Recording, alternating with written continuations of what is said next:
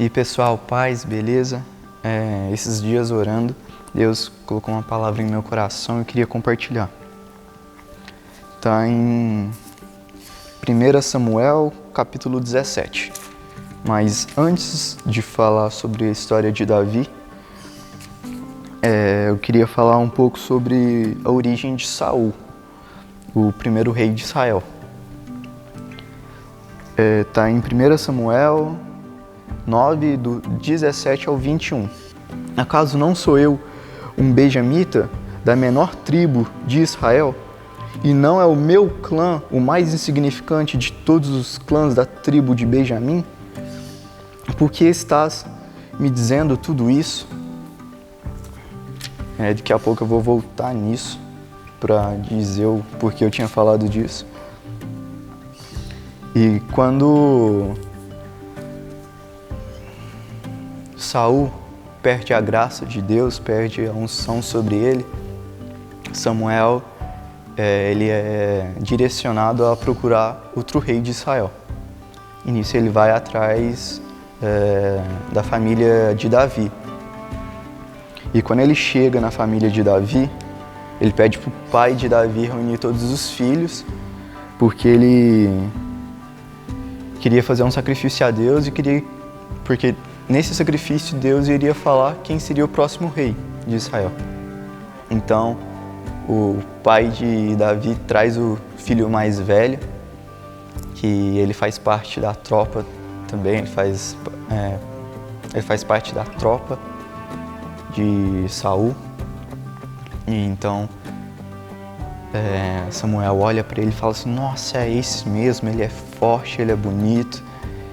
E Deus fala assim: não, eu não vejo como os homens veem, eu não vejo só a aparência, eu vejo o coração.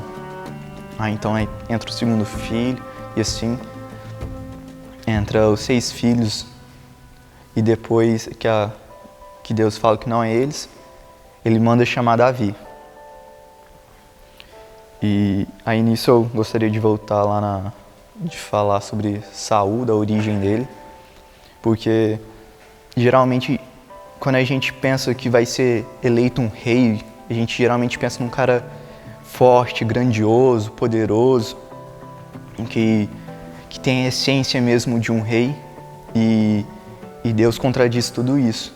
Porque quando ele elege o primeiro rei de Israel, ele mostra que independente de onde que vai ser, ele vai levantar um rei. E ele escolhe da tribo mais insignificante, do clã mais insignificante de Israel, e elege o rei dele. Então, a primeira mensagem é que independente de onde você esteja, de qual família você nasceu, de qual país, qual língua você fala, qual estudo você tem, qual formação, Deus vai te usar da forma que Ele quiser, do jeito que Ele quiser, e é Ele quem te capacita. E a segunda parte é um pouco mais focado sobre Davi, que depois que ele é ungido como rei, Davi, ele começa a conviver com o rei Saul. Saul chama ele para sua presença, para tocar a harpa, e depois disso ele começa a acompanhar ele.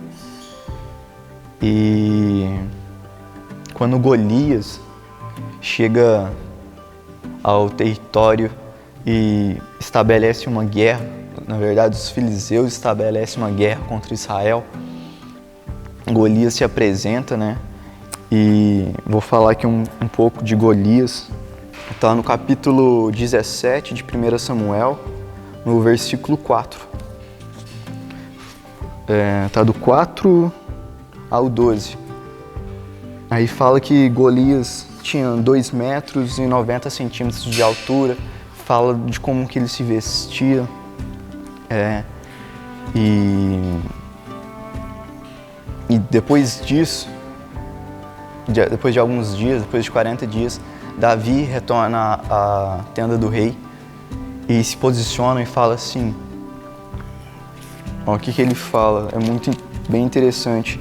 Tá no 17, no versículo 45.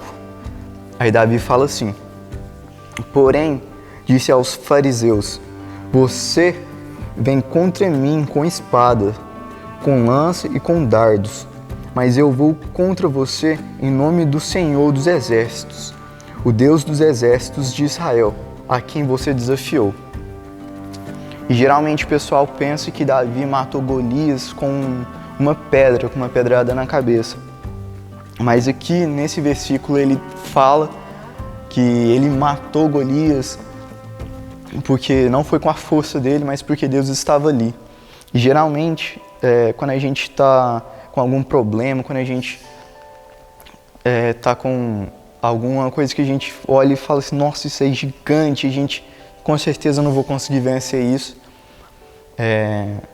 Você pode pensar que seu problema pode ser até maior do que Golias, mas mesmo assim, se você colocar Deus à frente do seu problema, você pode ter certeza que você é mais do que vencedor em todas as coisas. E como Jesus disse, eu venci o mundo. Então, o que é um Golias para você? O que é um problema para você? Então era isso. E fiquem com Deus e saibam que vocês são mais do que vencedores.